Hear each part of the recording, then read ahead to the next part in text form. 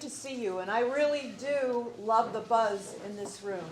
It's been a long time since we, had a meeting, sponsored by the state, sponsored by my office to, kind of inform you what's going on in the industry, what we're seeing at the state level. We can talk a bit about legislation, and obviously we've got two wonderful experts here today to help, inform us and keep the dialogue going. Of course, I'm State Senator Judy Schwank. I think I know everybody that's here today, and really glad that you did come out. The weather cooperated. If you cut hay or something like that, you got a couple more days, right, to be able to get that off. Although I do wish it would rain. I don't know about you. Sounds like Saturday, yeah. It sounds like Saturday might be more promising than some of the other weather reports. It's been kind of disappointing, but we'll see what happens. Saturdays and Sundays is always a good day. There you go. There you go. So with us today, of course, our Secretary of Agriculture, Russell Redding, and our State Veterinarian, Dr. Hamberger. And both of them, I think, can provide us with a great perspective of what's going on, and give you an opportunity as well to ask some questions. In fact, we were just talking briefly that probably the best part of these kinds of update meetings are the questions, the Q&A, in terms of what people want to know. So our meeting is scheduled to 11:30. I know some of you have things to do, and you may need to leave. There's also some food out in the hallway. Please feel free to get up and help yourself.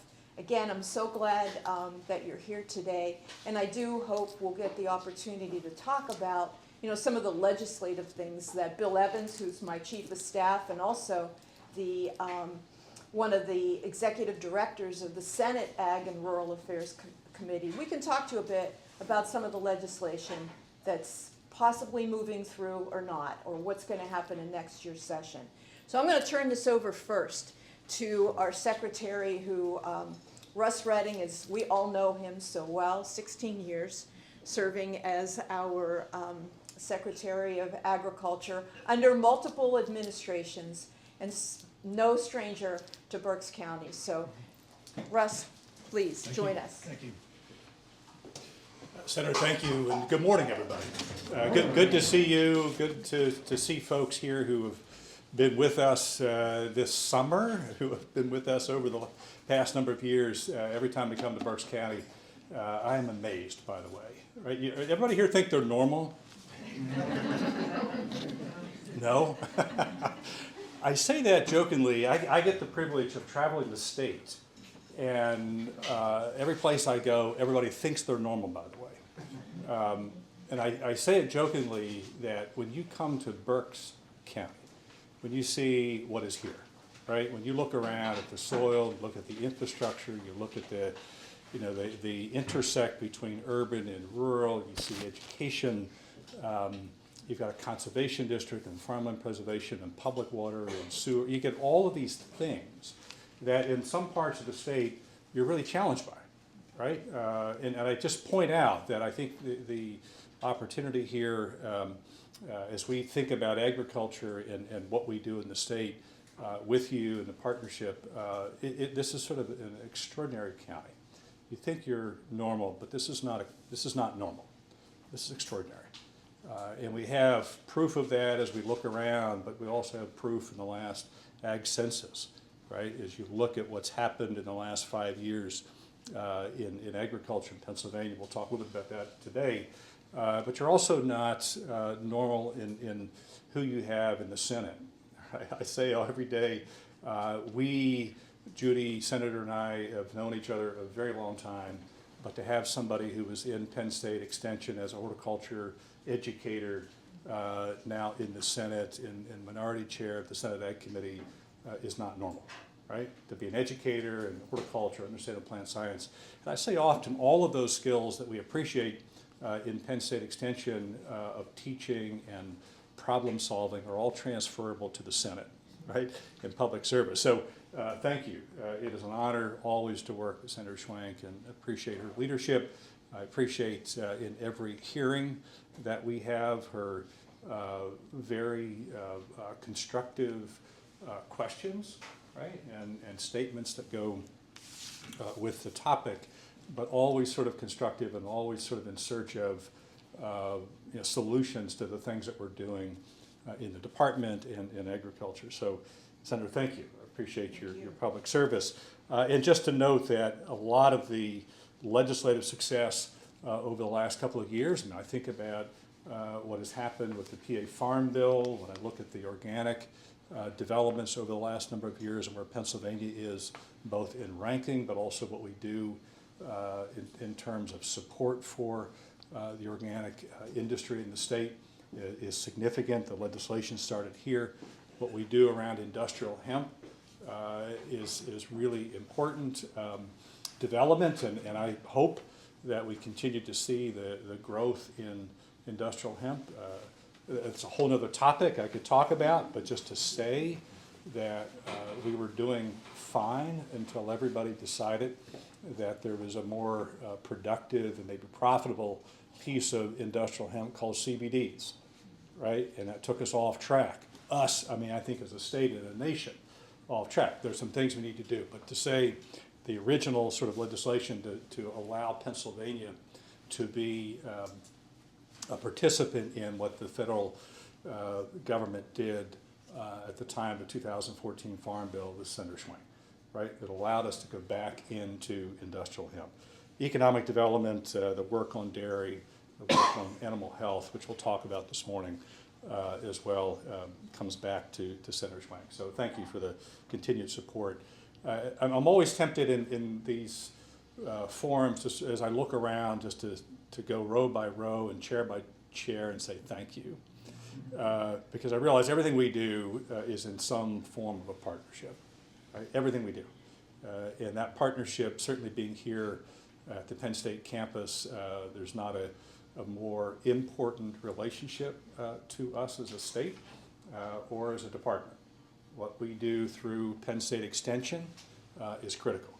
And I'm often reminded as we stand in Penn State is that at a time when President Lincoln, I'm from Gettysburg, so I'm a Lincoln fan, and I think about what he had on his plate to worry about and whether we would have a nation in the morning, is that the President and Congress came together to do two of the most important things in American history for agriculture. What are they? Anybody know? Department of Ag. Thank you. Usually missed in that question. So the U.S. Department of Agriculture was formed during the Civil War. And our land-grant university system was formed during the Civil War. Right? So I use it as both inspiration and hope that even in a divided time and a divided nation, Congress and the President can come together to do something historic. Right? But they are the two foundations of what it is that we do in agriculture. Think of this state without a Penn State University and a cooperative extension, all the learning that has happened, the transfer of that knowledge, and of course with our U.S. Department of Agriculture, in the partnership that we see both in food programs, conservation funding, the trade work is found in the USDA. So important to acknowledge our relationship with Penn State here, but also as I look around at every entity here plays a role. Conservation District, certainly Penn State Extension as noted, and our folks in the Finance and Farm Bureau and PASA. It goes on and on. But I just want you to know that you're appreciated, and that partnership with us is incredibly important to do what we need to do, whether we'll talk about animal health or we'll talk about conservation or just in the farm economy. We need you. We know that agriculture continues to change. You know, I'm challenged by it every day. I grew up in it. Still farm in Gettysburg with my wife. Watch the markets pretty closely every day. I understand exactly what that means. And we joke when we were in the dairy business full time is that was our joint masters in reality, right? When you live out of a checkbook, that world looks a little different. And that sensitivity to me, as we talk about what I do in policy in the department, has never left me. I'm one of 11 children. I negotiated with my dad to go to Penn State. The first year, the deal was, you can go, but you're going to milk cows. right? And that was the deal. I went to Mont Alto campus, and that's where my journey began, but always thinking about what he did and the sacrifices, and certainly in dairy. My wife and I were in full-time dairy, and now on the crop side. But the expectations on us continue to grow. I feel that every day, certainly in terms of the environmental stewardship, what we see in terms of the consumer expectations on the industry, the importance of jobs and economic development, and not often spoken about, but sort of expected, is the quality of life, right? A lot of what we see in the open landscapes and productive fields is part of the stewardship responsibilities that falls to agriculture. And we see that continuing to grow. But we also know in this industry it continues to change. And I see that accelerated in many ways by what's happening around the world. And we're here in the comfort of this barn in Berks County. But if you look at what's happening around the world in terms of trade, a lot of discussions right now on the political front by both candidates about trade. I just ask everyone to always think about trade as part of what we do. And those commodity prices we were talking about earlier, right? 95% of the available stomachs are someplace other than the United States of America. We're in the food business, right? Ultimately, we're producing food and fiber, but food on most of that trade. 95% of the consumers aren't here. So trade agreements are critical. Brazil is bringing into production the equivalent of the half of Illinois every year into corn and soybeans. Half the size of Illinois every year coming into production. Whole set of policy questions around it. But just for perspective, look at the prices today on corn and soybeans, right? What's happening in Brazil has big implications. Where is Brazil today? They're in China. Right? They're after the market. Number 3 market for U.S. products is in China. So all of the chat on the presidential side, I always underscore, be careful, right? We've got to be very aware that what's happening to the prices of corn and soybean-based commodities is driven by trade and those relationships that we need to have around the world, right? Canada, Mexico, China.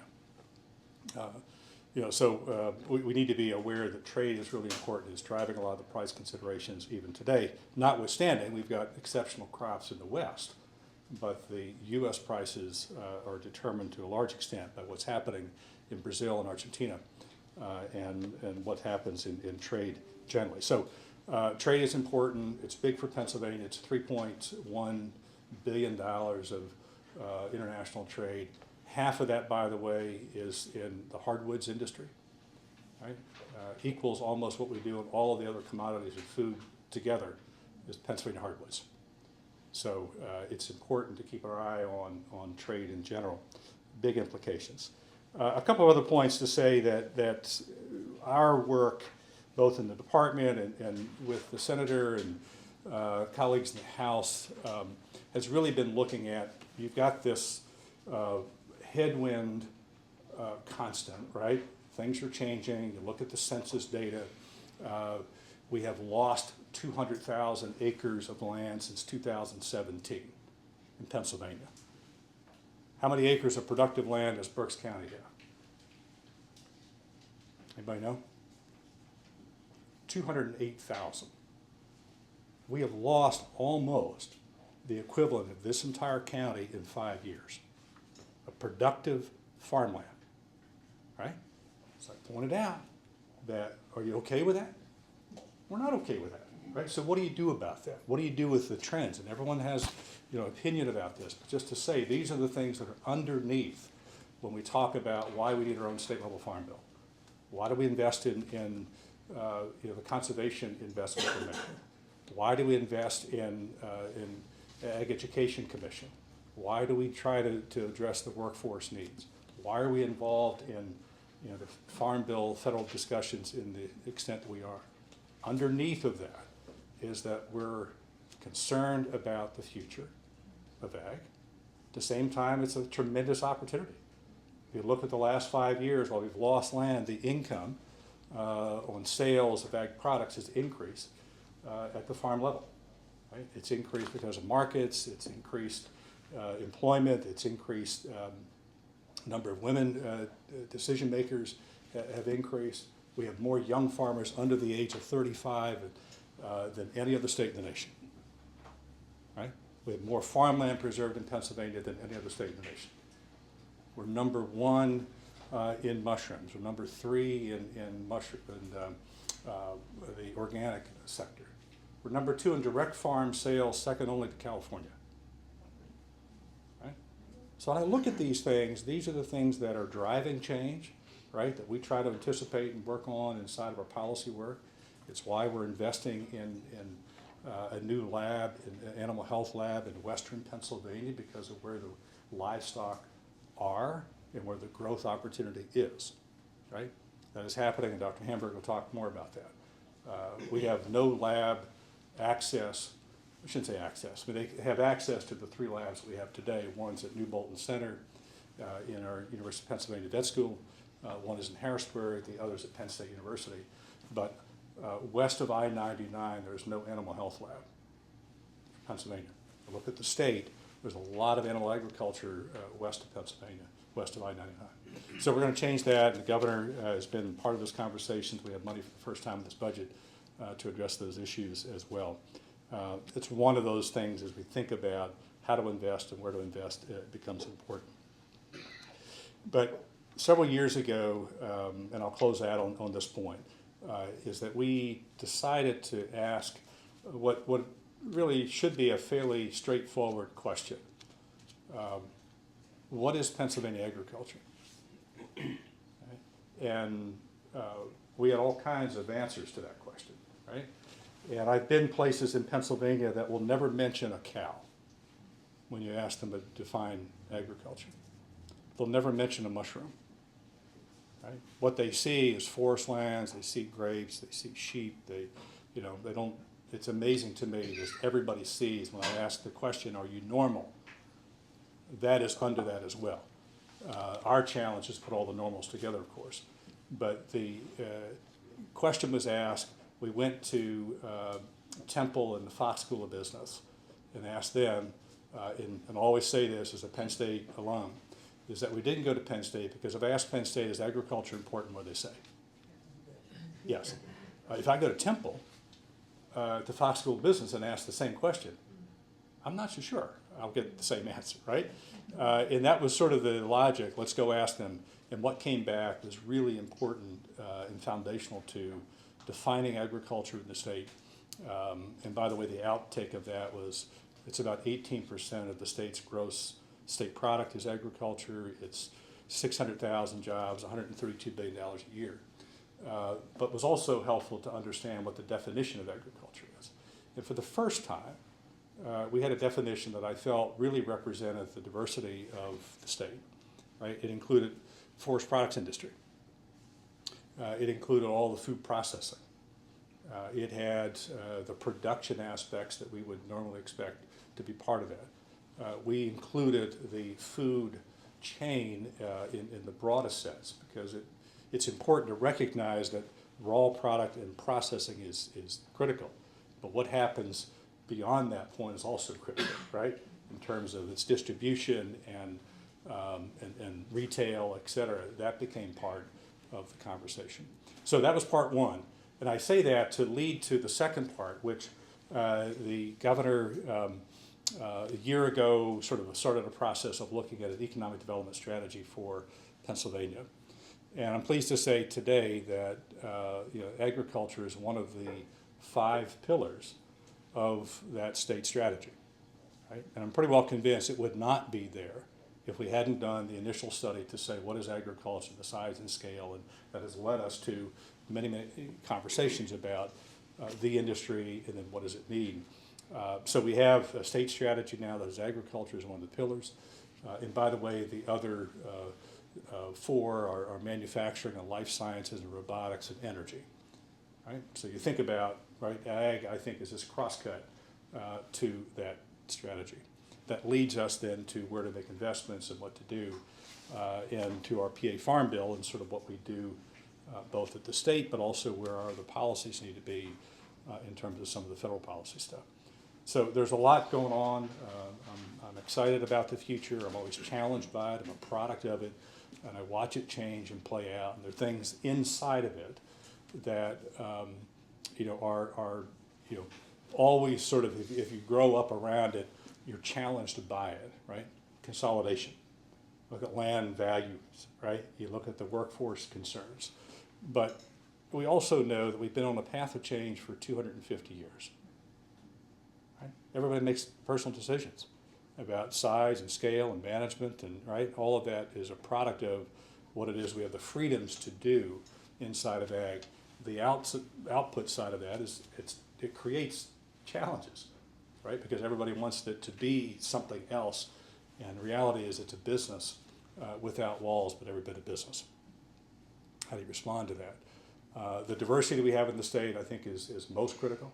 And when I think about our competitive footing, being second only to California in direct market sales tells me a lot, right? That we have access to a lot of people in some of those stomachs here in PA. That's important. What we do in terms of preserving prime farmland over the last 30 plus years is critical.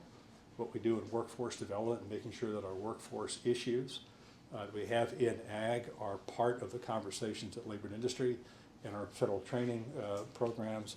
That's why we put so much emphasis on the apprenticeship programs, is to look at what do we do. Labor's figured this out, by the way, right? If I need an electrician, I'm not going to wait for someone to come off 222 here, right? You go out and you find them, bring them in, train them.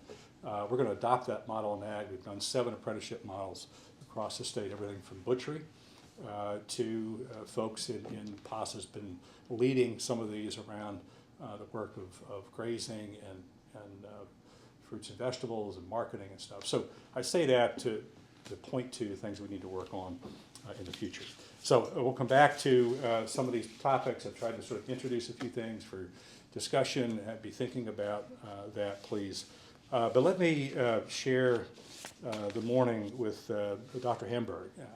We are very lucky to have him. He has been with the department as the state veterinarian for a little over a year. I always pause because he was with the Department of Health, and then we brought him back, convinced him to come back as state veterinarian in a state that is most importantly an animal agriculture state.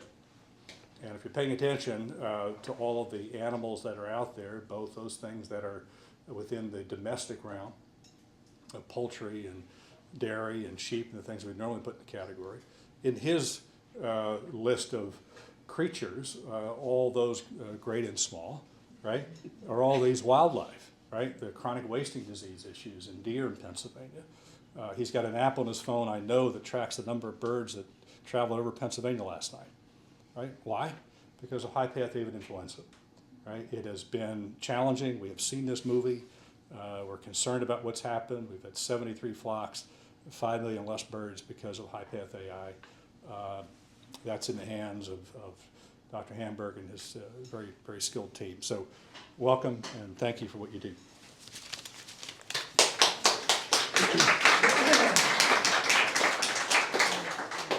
Thanks, Secretary Redding and Senator Schwank.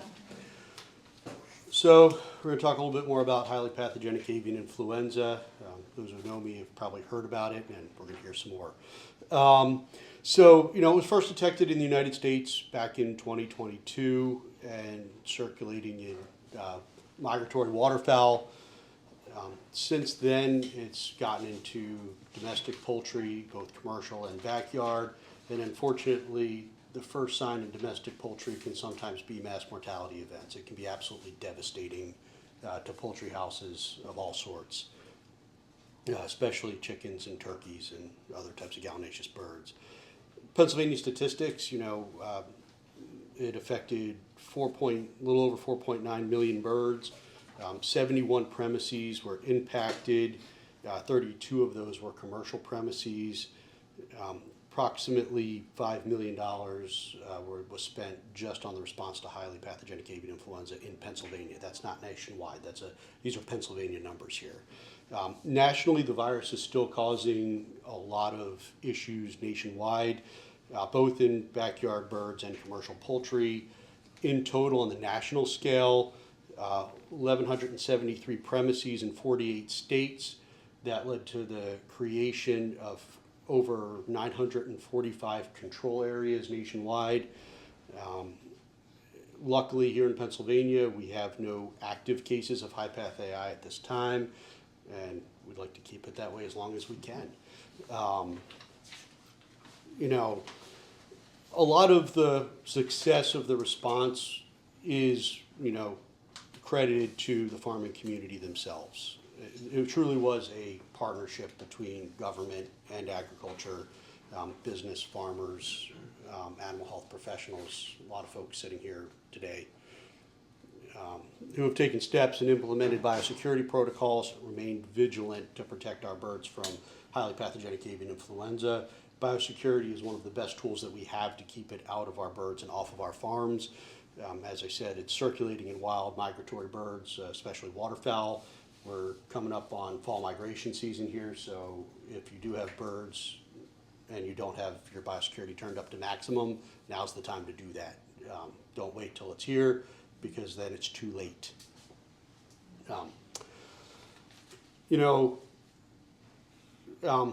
Affecting a farm with high-path AI can have very devastating effects, not only on the birds, but also on the farmer and the economic viability of that farm itself.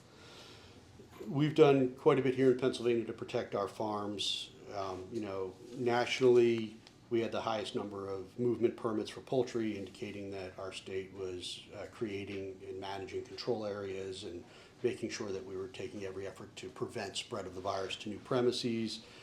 The national average for response time, or the national standard, was 72 hours from detection to on-farm response. Here in Pennsylvania, in all but a few cases, we hit the 24-hour mark for that response time or less. So we were well ahead of that, thankfully, in partnership with our farmers and our farming industries. Without them, we couldn't have done it. I think we also need to be very aware and thankful of the Recovery Act here in Pennsylvania. We are the only state that provided additional funds to not only improve biosecurity on farms to prevent further outbreaks and further spread of the virus, but it also provided funds to cover expenses that weren't covered by indemnity to help those farms get back into productivity and normal business as quickly as possible and keep viability as an option on the table for many of these farms. So, that was a very critical piece here in Pennsylvania. I think another uniqueness of Pennsylvania, we heard Secretary Redding talk about how unique Pennsylvania is. One of the unique aspects is our diversity in farming. It's a diversity of people, it's a diversity of crops and livestock and products, it's a diversity of farming styles and philosophies. If it exists, it's probably here in Pennsylvania, and it's all juxtaposed together. That also brings very close proximity of poultry facilities to dairy facilities and other livestock. In many cases, it's on the same farm, right? We've got birds and we've got cattle together, and if it's not on the same farm, it's probably on your neighbor's farm or somewhere else very close by. And that creates some unique risks here in Pennsylvania. Considering our experiences from high-path AI and our unique layout and unique mechanisms of farming here in Pennsylvania and that diversity of farming, we're really strongly advocating for proactive control strategies to protect this outbreak, especially now that it's moved on to dairy cattle. Up until early this year, high-path AI was mostly for birds. Occasionally there were spillovers into mammals and other species. Occasionally it would expose poultry workers. It didn't really create much of a consumer risk or a public health risk, but some poultry workers worldwide and here in the U.S. were at risk. There was even detected cases, or a detected case in a poultry worker up until 2024 in the United States. Since then, back in early 2024, there was that mystery illness that started circulating in cattle in the Texas Panhandle and some of the surrounding areas. Fast forward about another month or so, and it was determined that that was actually highly pathogenic avian influenza that had spilled over into our dairy cattle. And that was unique because now we were seeing circulation within a mammalian population. It was the first time we'd really seen that break from direct spillover from infected birds to a specific mammalian population. And what we found since then is that driving the spread, it's very much through equipment, conveyances, people, and movement of subclinically ill cattle. So cattle that are infected but not sick at the time. And that's a good thing, right? We haven't found a natural reservoir for this particular strain that's affecting cattle, which means we've got a chance to wipe it out. And we know how it's moving. We've got a pretty good idea that it is those mechanisms. It's very largely people-driven, which gives us opportunities to address the virus and stop that spread. The number one way we can do that is through surveillance testing to figure out where this virus is, and through biosecurity so that if it does come to Pennsylvania, we can prevent it from spreading far and wide before we can get ahead of it. In some of the other states that have been affected, there's been some pretty significant impacts. A couple numbers here. So, for example, in Colorado, their dairy production dropped about 3.7% in the month of July. Idaho down 2.8%. Iowa down 1.6%. And those were revised numbers from predicted gains in 2 out of those 3 states.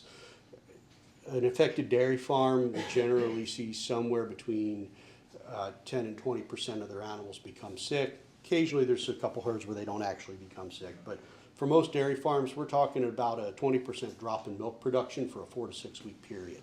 That can be a pretty substantial, impact on financial viability of dairy farms. And Secretary Redditt alluded earlier, running a dairy farm, it's a very fiscally challenging enterprise where you've got to be efficient, otherwise you don't stand a chance. And losing 20% out of your bulk tank right off the bat, that's not going to help things. And we've heard stories from some of these farmers out west where they were spending so much effort attending to the sick cows that they no longer had people power to bring in crops and handle the various other tasks that were on the farm. So it does have some real impacts for our dairy farmers.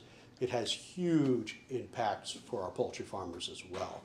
Michigan is another affected state where we saw spread between cattle and birds and then birds back to cattle with this substrain that's affecting cattle. One of the things that we have in common with Michigan, as I said earlier, is we've got a lot of cattle in very close proximity to poultry. So that offers some really unique risks here for Pennsylvania. And I think it underscores the reason why we need to both be on point with surveillance to make sure we detect it early, and we also need to be on point with biosecurity to prevent its spread. If we compare, for example, out in Colorado, they didn't get on it right away. They didn't detect it right away. They're still struggling with it. Milk production has been so impacted in that state that they've actually shuttered a milk plant just because there wasn't enough milk to come into that facility to keep it running. So, we don't want to be in that situation, which is why we need to be very proactive here on this. So, we need to really amp up surveillance. Surveillance testing is going to be what helps us get ahead of this early and helps us stamp it out early. In contrast to Colorado, there's North Carolina and Ohio, for example. They each caught it at the one stage, one particular infected farm. They caught it early. They were able to get good cooperation from the farmers, and they wiped it out at the one farm level. They've since recovered with no real impact to milk production, and they've managed to protect their large poultry industries as well. So once again, I think that underscores the need for cooperation and proactivity here. One of the mainstays of testing, of surveillance, is testing. We've got our Paddles laboratory system, extremely competent. They do a great job of testing. They get results out there. They get them done quickly. As Secretary Redding also mentioned earlier, we don't have any labs west of I-99. And I think one of the places that comes into play here is we've now got a request for application out looking to create a laboratory opportunity out in western Pennsylvania. And that protects the whole state, right? It adds capacity to our existing paddle system. It allows us to address things like dangerous transmissible diseases such as highly pathogenic avian influenza quicker if we can test locally, but it also gives farmers opportunity for real-time testing for time-sensitive tests, things like Coggins testing and equine herpes virus and pregnancy testing for ruminants, things of that nature.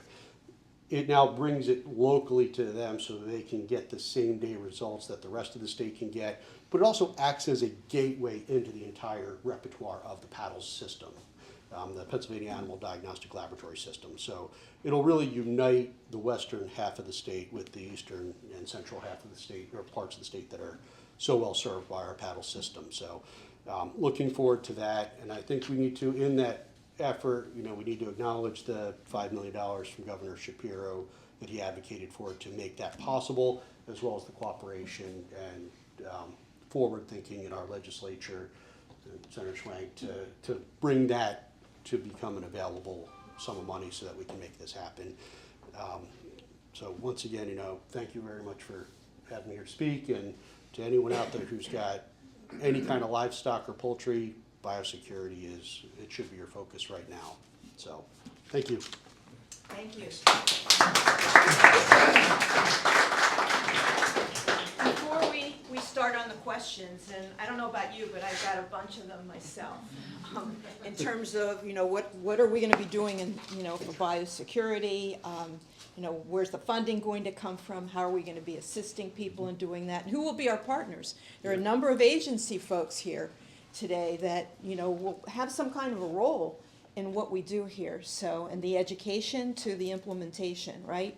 So we'll talk about that. But just to kind of update you, if you hadn't heard it before, in terms of the state budget, Dr. Hamberg alluded to it, but there were a number of things in there that were pretty good.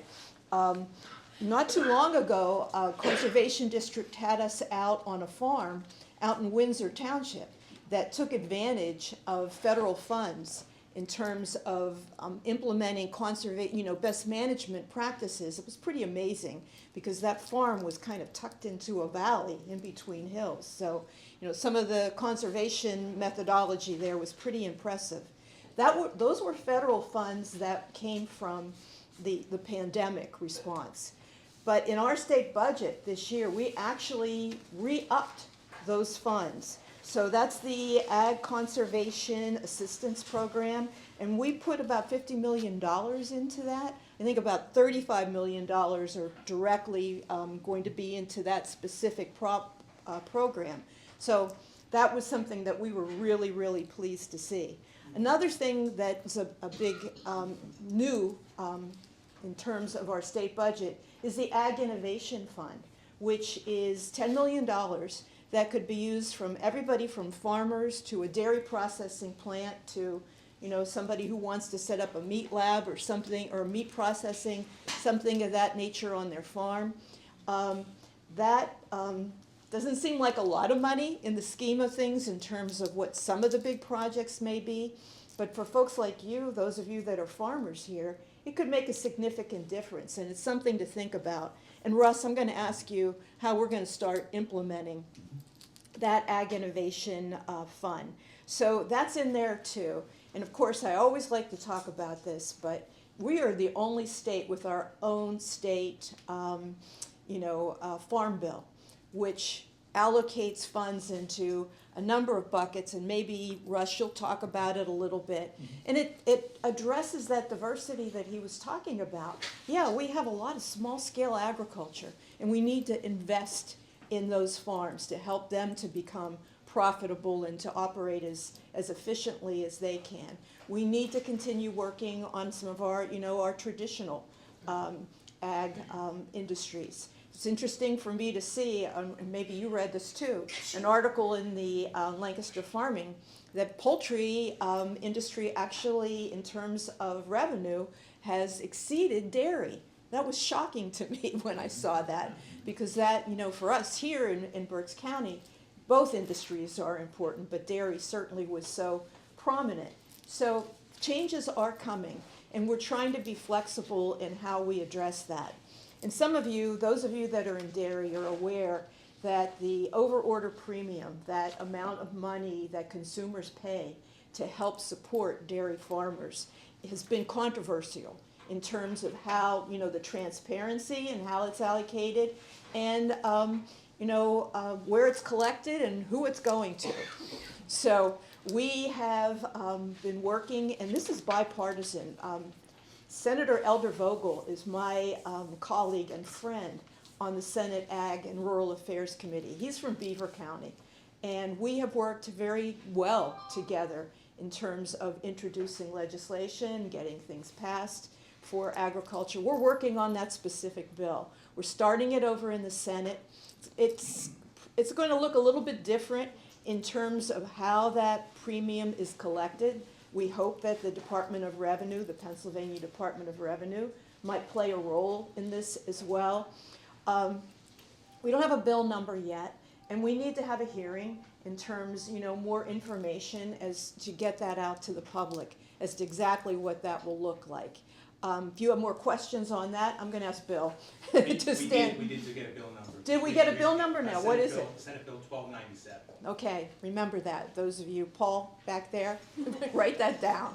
1297. It's a Senate bill. And I don't know, what will happen in the House. Here's the thing.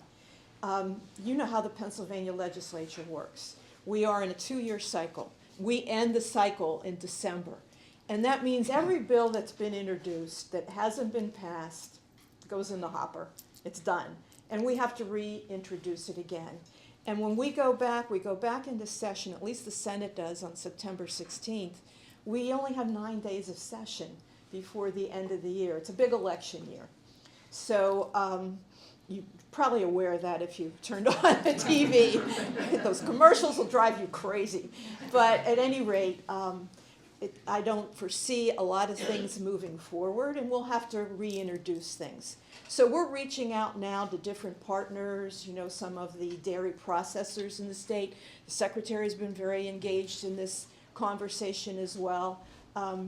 We've faced some audiences of farmers that are very upset about how this has, how this program has changed over the years, I guess you would say.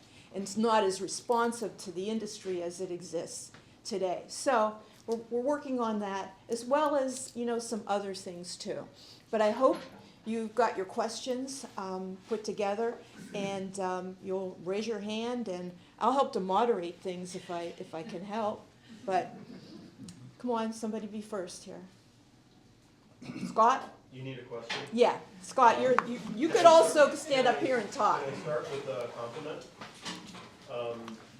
Dr. Hamberg brought up about the Recovery Act for AI, and I can tell you that several of my customers in Berks County that did get AI, I would attribute, they are now functioning like their peers, and I attribute that to, yes, the USDA indemnity fund, but what we did in Pennsylvania to make them whole has definitely worked. So I want people to know that was I agree with everything you guys have said about that.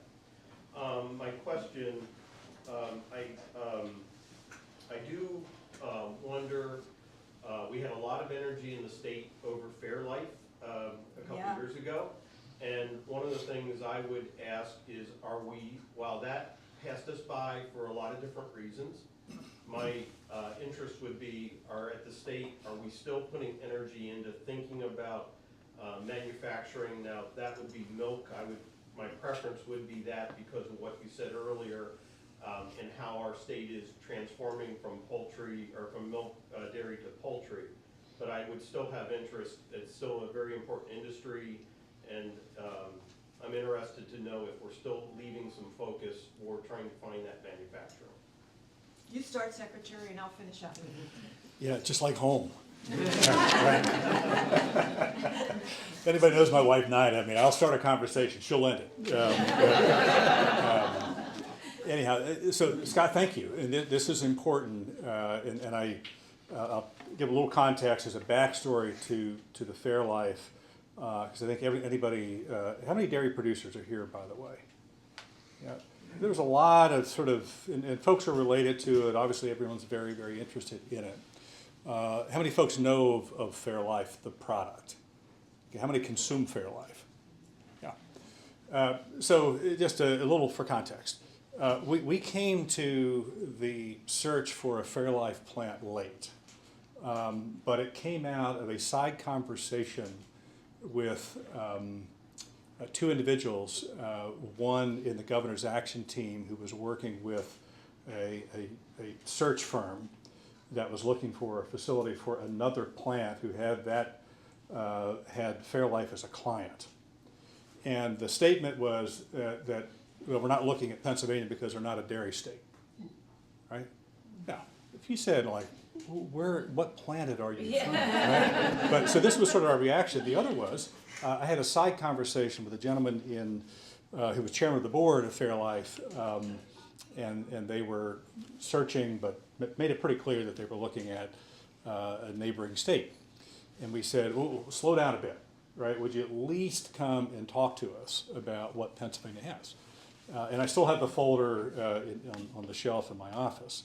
On the back of it, there are 7 boxes that came out of the very first conversation I had with the team that we got engaged in. And they had sort of the obvious, like, is there enough milk here, right? Is there enough water? Do you have a workforce?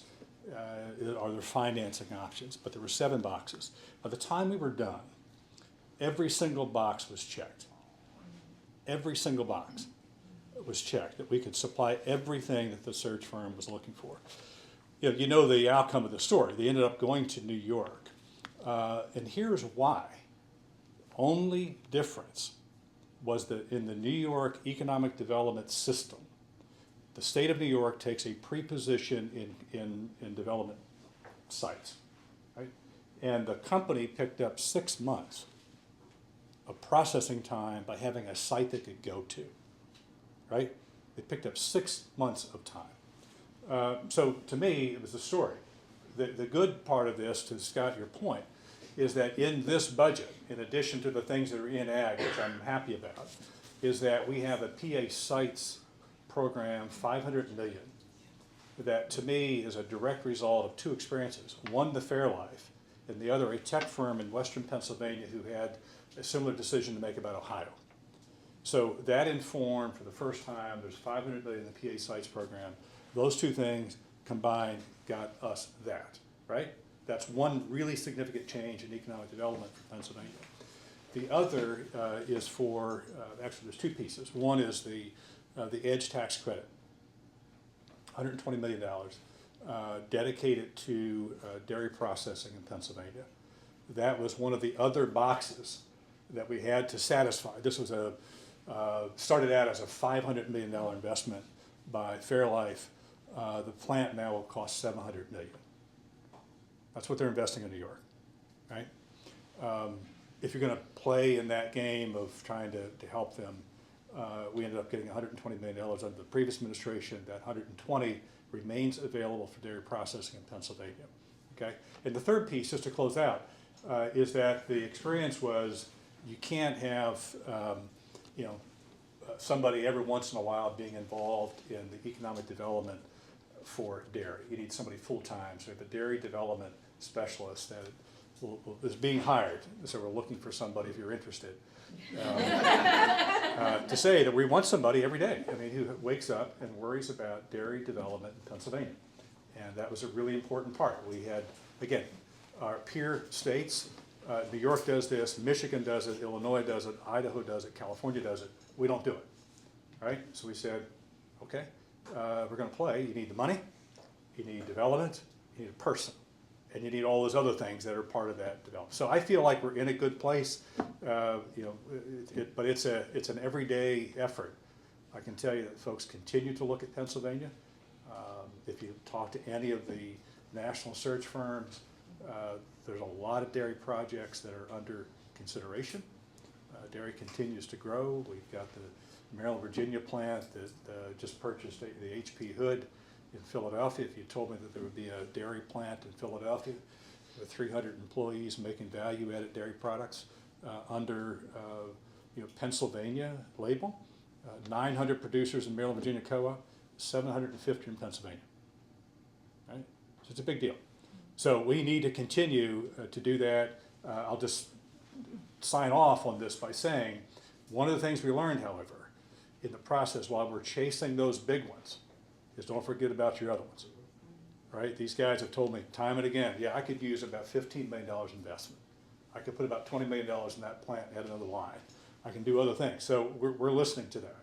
And that's one of the conversations, is you have to retool what that list of options looks like to help those who are in it stay in it. But add value. The whole point is adding value, just not replacing the line. Add the value. And how many folks here drink more milk today than you did 5 years ago? Let me ask you, more today than 5 years ago. More milk, okay? Again, back to my opening statement, you're about normal, right? How many consume more dairy products today than 5 years ago?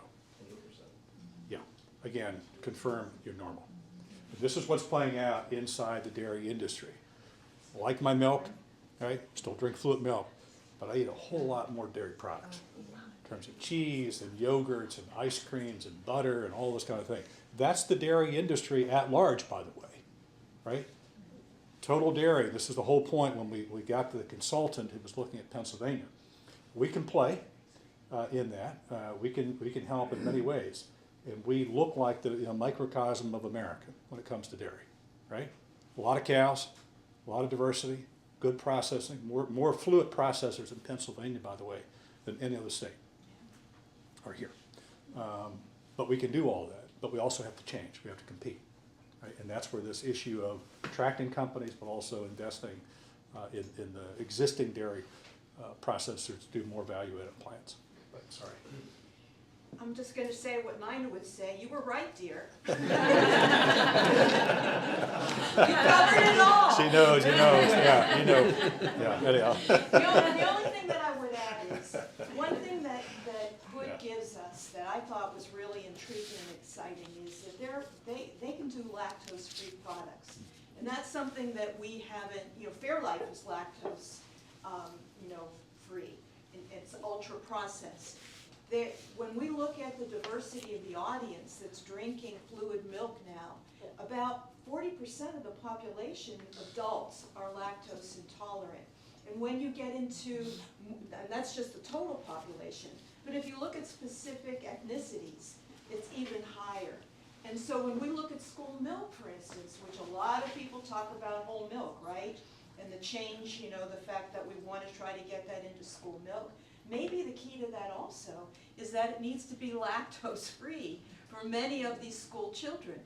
And in fact, we have a dairy that I'm aware of that is looking at a lactose-free milk product for school milk, but it wouldn't be the ultra-processed, so it would just have the regular shelf life that regular milk has, but it would be lactose-free. Think about that in terms of what we could do. And the only other thing I'll add is that, and the Secretary was here again in Berks County, we have a baby formula producer in Exeter Township that is producing multiple products, but it's grass-fed in many cases, organic, and when you consider the shortages that we've had in baby formula, we can be a player in this, and the state did invest in that plant. What we've got to do is make sure that more Berks County dairies can actually contribute milk to that product that's being made here in Berks. So there's more to this story, and more we can do.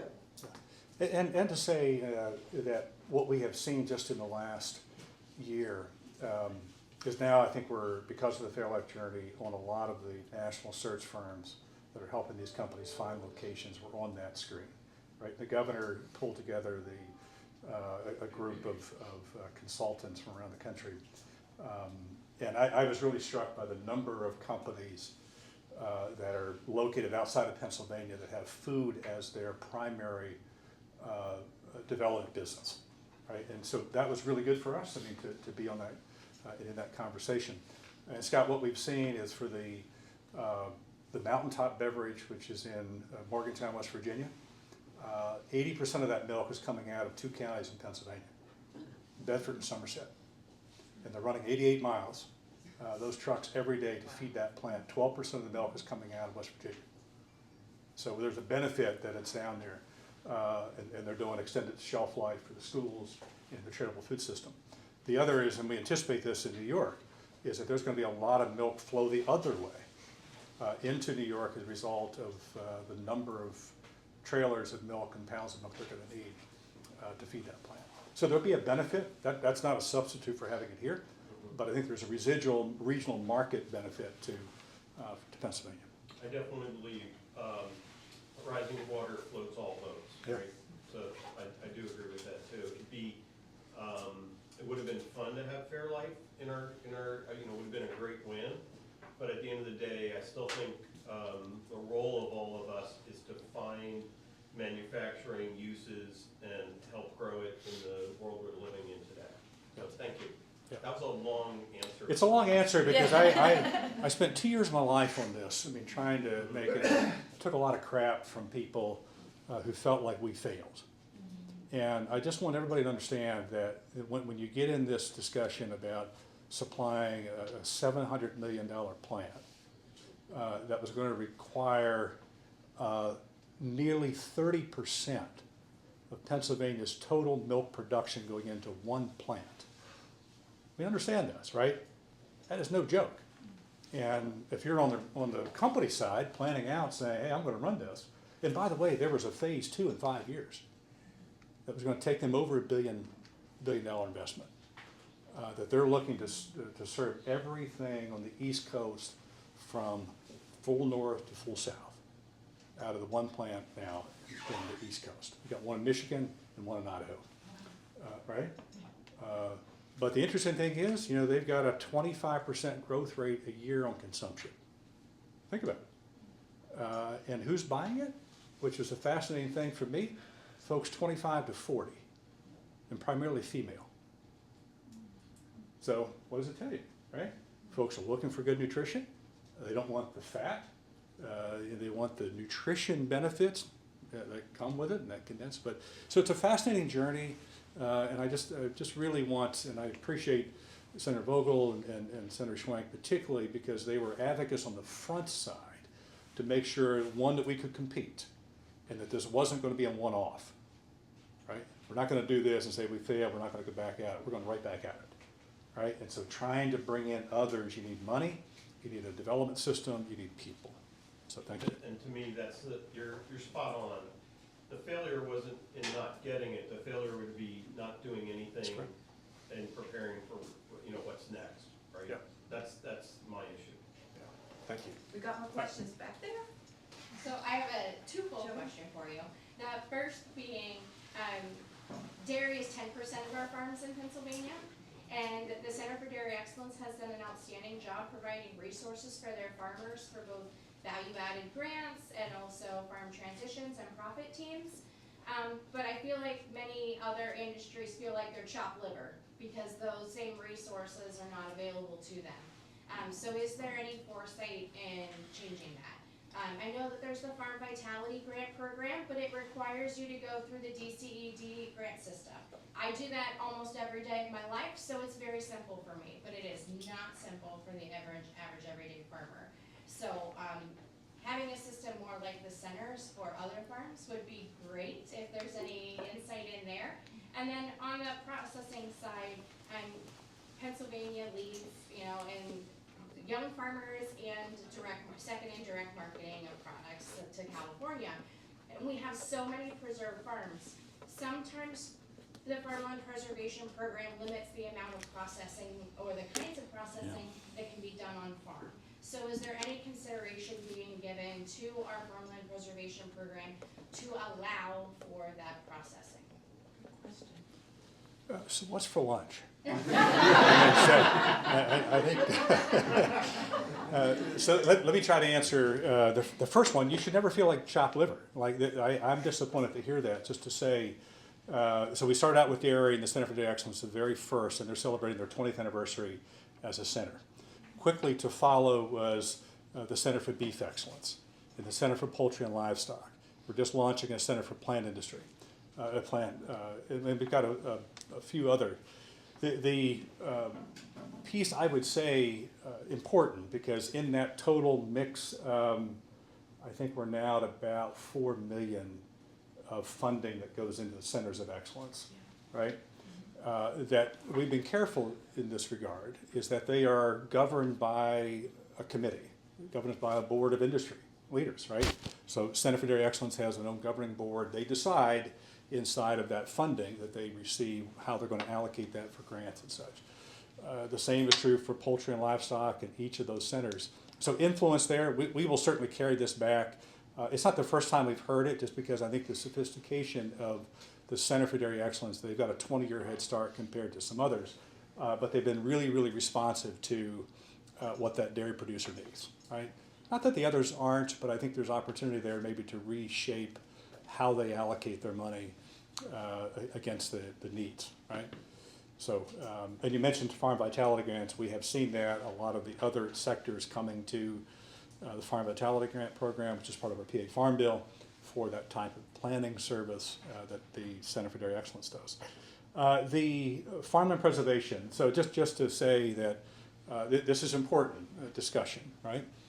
That we've had a lot of inquiries about how to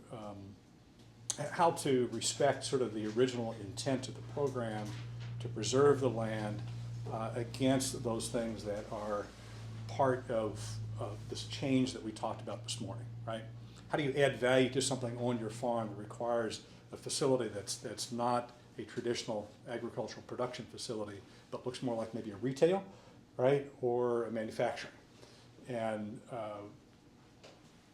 we're working at this to say it's not solved because of two reasons. One is that there's already folks who feel like the definition under a rural enterprise, which governs sort of development on those properties, is already enough, balanced against I think a lot of the farmland preservation boards at the local level who feel like there are other options for development of the land aside from the preserved land.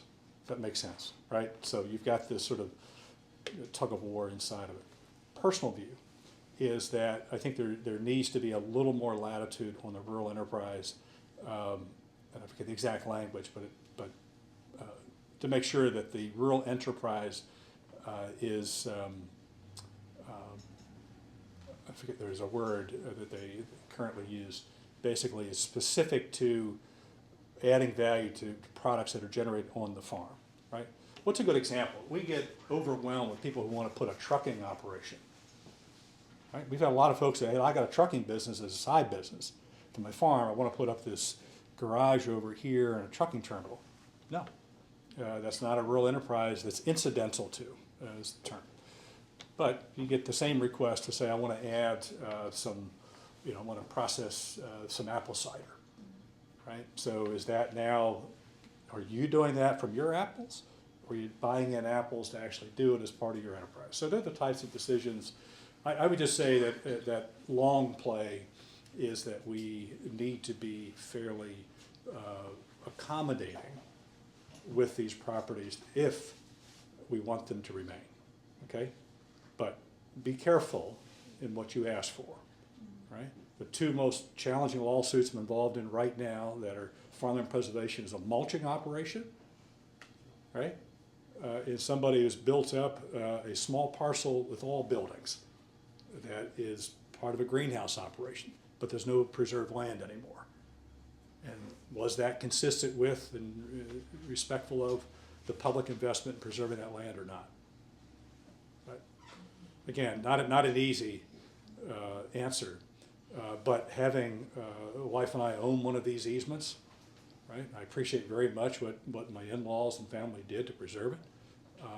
But I also think that they would want us to be successful. That long term, I'm going to have to do something a little different than they did. And I think that's where this conversation comes in. What happens when that farm was preserved as a dairy originally, and today it's no longer a dairy? What do I do? Right? It looks different, but I want to respond and keep it in. So again, I'm challenged by it, but I think the option is to look at the law and the farmland preservation program, and then just to say that the creative solutions that have come from counties is to partner with the land trust and let the land trust sort of manage part of that property in terms of preservation, right? That the land trust doesn't live by the same rules the state, county, and state program. Is it maybe in that partnership if the family has a plan to say, well, maybe you want to keep that out, preserve it, but put it under the land trust versus the county or state. That's probably a long-term better solution. There's a question back there. Go ahead. This is kind of follow up to the first part of Judy's question. So there's a lot of emphasis on value added, a lot of emphasis in dairy production and processing. Has there been any push towards value added in other products outside of dairy? So for example, wool, byproduct of sheep, obviously. It is almost seen as a throwaway product. However, it can be, you've seen articles, it's used in the ocean for oil spills. It can be pelletized for fertilizer, organic amendments in soils. They're looking at new technologies for pelletizing for like a pellet stove. That's all very west, like Colorado, Montana, where there is a large portion of a sheep population. However, there's still a large population in Pennsylvania, and there's a large meat production of lamb because of our ethnic markets, which we have very easy access to in Philly and New York City. But I know I grew up on a sheep farm. We kind of don't use our wool for anything. And then I believe Berks County Fur Product is one of the last producers or processors of pelts in the East Coast, and it's in Pennsylvania. Has there been any look at any of those value-added products within the state? Yes. Yeah, a lot. I mean, I just say that one of the Farm Bill pieces is an Ag Business Development Center. So it'd be worth talking to Stephanie Shirk, who joined us there. But we've done a lot of different projects like that. Some on the small meat processing, some on the value-added side, but a lot of creative, from hard cider to mushroom experiences. It also fits in with the Ag Innovation Fund, just to say that some of the innovative approaches, it could be in marketing, it could be in product design, it could be in mechanization of different types, is all part of that Ag Innovation Fund that was funded in this budget at $10 million. And there's three pieces to it, just to answer the question the Senator asked. There's some planning grant side, some of that may need to be thought through a little more, like what is the actual investment. There's some initial investment in existing projects or products. And then there's a third category on the cooperative side, that a farmer cooperative side, that we're really trying to incentivize some of the value-added technology pieces. We've heard in the mushroom, in dairy, and in my home county, in apples, there's a lot of technology pieces and innovation they need to adopt. So that's part of that fund as well. But yes, on both of those questions of have we invested and do we, and are we interested in? Yes. But thank you. Talked to just to say the wool producer in Lancaster County 2 weeks ago ran the wool out to Washington County to the wool pool, didn't pay for his gas. He's got 250 head of sheep. He hauled it all the way to the sale, didn't pay for his fuel. Right? Yeah.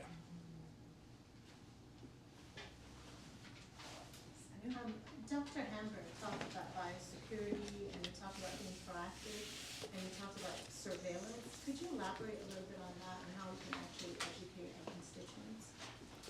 Yeah, absolutely. So, biosecurity, it's a group of practices and plans that we put into place in order to prevent disease introduction into a farming operation. So it's taking a look at things like people movement, animal movements, visitors to the farms, service people, feed trucks, things of that nature. So I think there's a lot of opportunities out there right now to get biosecurity plans up and created and running and truly put them into effect. So if we're talking about cattle or poultry, our office has staff that's willing to help out and ready to go.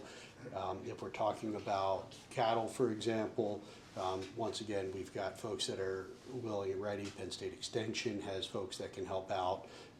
Also, Center for Dairy Excellence has folks that can help out with planning for biosecurity. There are some federal funds, the ELAP funds, that are available to help dairy farmers, for example, prepare for biosecurity for their dairy farms with the intent to prevent disease from coming onto the farm and keeping it from spreading off should it arrive.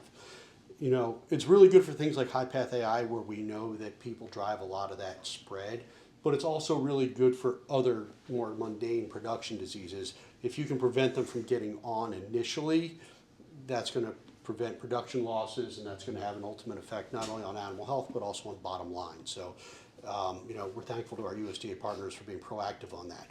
But moving into surveillance, right? So USDA's got a national voluntary surveillance program.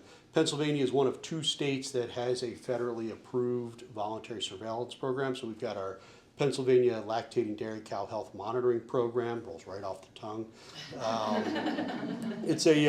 But that's a program where dairy farmers can enroll their own herd. It looks at whole herd milk samples, so things like bulk tank or inline sampling.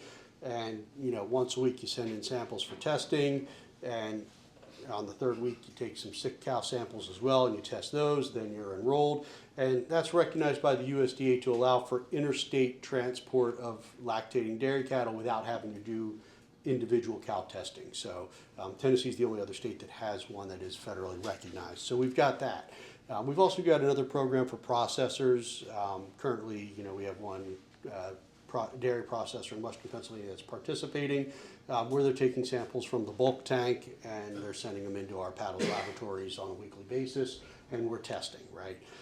The key goal is to get a statistically significant number of farms. If we can get 460 farms, I can say with confidence we don't have it in the state here. And just to kind of reiterate, this is an animal health problem, right? You know, pasteurization destroys the virus. Milk is safe to drink. This is not a consumer health threat in whatsoever. This is purely an animal health problem. It is a threat to our dairy cattle. It is a threat to our poultry industries.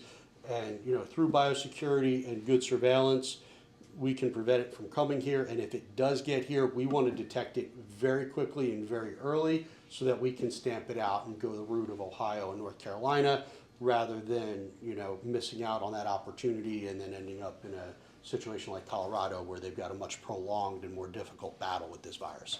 Did I get all parts of your question there? Okay, thank you, great question. Paul, you had a question back there? I think you were waiting. A couple things, but just based on what you said, with this testing at processing plants, I think, like as a dairy farmer, that seems like a brilliant way to accomplish what you're trying to do, because you could get many, many dairy farms from across the state if you can. I don't know what you have, like, is it legal to ask them that?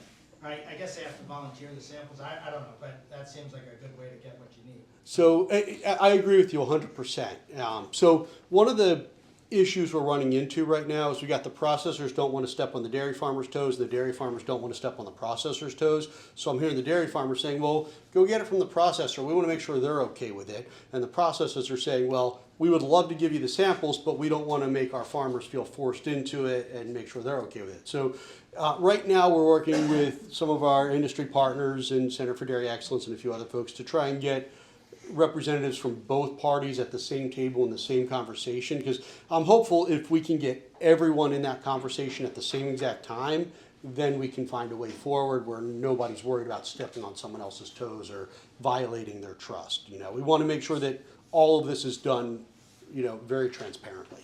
Yeah, just to that point, I mean, this is an area where you need some national leadership, right? What we have heard very clearly from the co-ops is, we'll do it. We're not going to do it for our competitors, not going to do it, right? So we've said to the USDA, and I've had many conversations with the the dairy industry at large, for the industry to have a standard, right? Not have 50 flavors of this, right? You need a standard. And I'm still hopeful, we're still hopeful, that we can get the national, both the processor sector and the national dairy producers groups to agree to a national standard. I think what's also clear, this isn't going to go away, right? I mean, I got worried, it's circulating around. Now we have to develop a new protocol. We've got a whole group of producers that didn't think they had to worry about biosecurity before, right? And all of a sudden now they're going to be exposed either by the neighbor or by their own enterprise. And how do we give that public assurance that we're doing everything we can to protect both the animals? We think of the FARM farm assessments is a great sort of place to park this. There's an FARM national evaluation that's done by every farm. Add a checkbox to say, do you have a biosecurity plan, right? And are you testing? So we think there's a national framework that fits in this, but in the interim, still trying to work hard at getting to this 470 or 500 level for PA, so we can give the assurances to folks who are asking us. And if you go to our website or reach out to anyone in my office, we can provide, we've taken that FARM biosecurity worksheet, and then we've added a Pennsylvania specific portion as an addendum to it to really focus in on this high path AI thing. And you know, we as an agricultural community, we have a decision to make right now, right? We can either address this head on and we can stamp it out, or we can continue to be lax about it. And then if we get to a point where it establishes a natural reservoir, so what I mean by natural reservoir, right now it is not circulating in wild migratory birds, has not been found in them. It's found in dairy cattle. We found a few peri-domestic animals, you know, things like barn cats and such, but we've never found it far away from an infected farm. Once it gets into those migratory waterfowl and establishes itself, then we've decided we're going to just deal with this year after year. So this is the, you know, it's here and now. This is where we need to make a decision as a community, as industry, as government, as partners in animal health. Are we going to get serious about this, and are we going to stamp it out, or are we going to accept dealing with this year after year?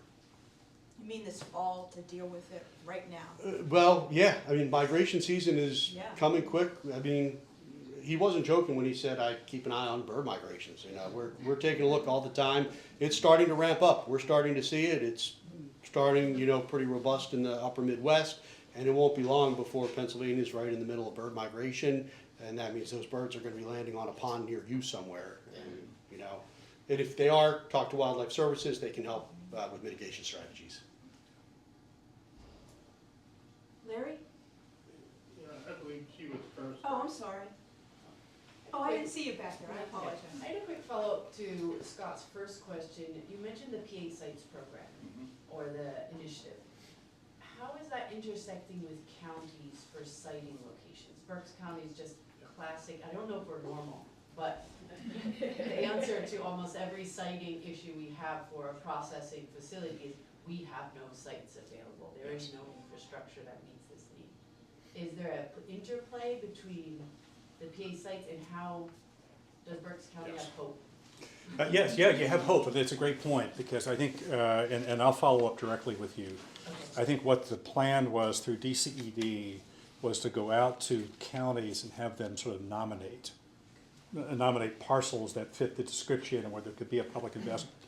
But it is county engagement, okay? But I'll follow up directly with you, okay? Yeah, that's good. Larry? For Dr. Hamberg here, he needs more questions. A year or two, I was gonna say 5, but don't look that far. A year or two from now, on this avian flu, it's in dairy. Do you think it might be beef cattle, dairy heifers, sheep? And like when the senator was out in Glenhartsville with that new steer building, when we built these new buildings, should we take this into account, that we should do something about keeping everything away from it? You know. Yeah. So as far as affecting other species, right? We know this affects cattle. We know it circulates in cattle. This infection seems to be very focused on the mammary gland. So what that means is when the cows lactate, produce milk, that milk can contain virus. That's how it spreads. It doesn't really seem to have much of an affinity for other tissue types. So for example, non-lactating animals, the studies so far have shown they're not very good at spreading it. We can get some intermittent virus out of nasal passages and things of that nature, but it's not a very high level and it's not very sustained. So things like beef cattle are not going to be a very competent host. They're not going to be very good at spreading it amongst either their herd mates or from herd to herd, compared to dairy cattle, where the main focus is the milk and the mammary gland. So I think that's one of the really defining features of why this is in dairy cattle and not necessarily as much of a problem in, say, heifers and calves and bulls and such. So, on the other hand, with other species, we haven't seen it in other domestic species have any kind of sustained effect. There was a different strain that caused some problems in some goats in the upper Midwest about a year ago, but that only affected the neonatal goats. It didn't affect any of the adults. It didn't affect the dams. It didn't affect the fetuses. So once again, that was a very unique spillover event, and we didn't have sustained circulation. So that's why a lot of those other situations are different from what we're seeing in the dairy cattle right now. As far as building buildings, that is the time to think about biosecurity, because then you have the ability to build in processes, build in traffic flows, build in truck flows, make sure that things like, where do you put your mortalities while they're waiting for disposal, make sure that's done in a safe manner. How does your milk truck get in to collect milk? How does your feed truck get in to drop off feed? All of those traffic flows become very important. And if you're still in the planning stage, that gives you the opportunity to really maximize your biosecurity and set yourself up for success from a disease management standpoint. So absolutely, reach out to my office. We're happy to help you out with, we've got a bunch of materials. We've got experts that can weigh in on it and see if we can work to build better buildings. Thank you. Leroy? I know you're gonna finish us off here really well. This morning I gave an article to you, and I feel it's inappropriate to read it at this time. I don't think it pertains to this meeting, really. So, if you wish to read it, okay, and if not, I'll just quietly go home. No, I will read it. I definitely will read it, and I'll have to get back to you. It's a PennDOT issue, is it not? Right. Yeah, okay, So it doesn't pertain actually to what this meeting is. sure. No, I'm happy to respond to it and to ask for assistance from PennDOT if I need it. May I have the article back to us yet today? I promise you I will read it before I leave. I'll sit down and do it. You probably did see it. It's in the Lancaster form, so I probably did see it. Yeah, but a lot of people don't read it. Any other questions? Yes. I don't know if it's a question as much as a comment. So as farmers are moving, one of the pressures we see is the price on farmland. So as farmers are moving out of Lancaster, Lebanon, Berks counties to some of these other counties, we're running into working with other economic development councils. So Next Generation Farmer Loans are a wonderful tool as bankers that we have access to, but I'm running into inconsistency as to how that program is applied as we get into some of these other counties, not to pick on any other counties today, but is there anything that can be done from a training standpoint across the state with some of these EDCs? That'd be very helpful. It's kind of like, it seems like the Wild West a little bit as we're working on these limits. Yeah, no, thanks for raising this. Short answer is yes. Right, we've done some training, but it's been sort of a one-off. We've approached the Economic Development Association about doing some statewide. I keep a pretty active list of the counties as I travel to them that are really good at economic development work for agriculture and have a sort of a culture about them. And you're right. I mean, there are some that are good at it. Others, found creative ways to work with the counties that are good at it. The nice thing is with the Next Generation Farm Loan Program, you don't have to be the county doing the paperwork. You just need the county's signature, so other counties have done it. But let's talk about other counties that you want us to focus on. But thank you. Thanks for doing it. That's a good thought. Well, I hope this meeting was valuable to you. It's not often we get to the expertise that both the Secretary and Dr. Hamberg have offered to us, on questions that many of us have. And I look at this audience, I see an awful lot of you that are educators yourself or connectors to other people in the industry. So I hope that you will help to, move this information among others and to continue to reach out. And if I can be a funnel in any way for some of the issues or questions that you have, I'm happy to be able to do that.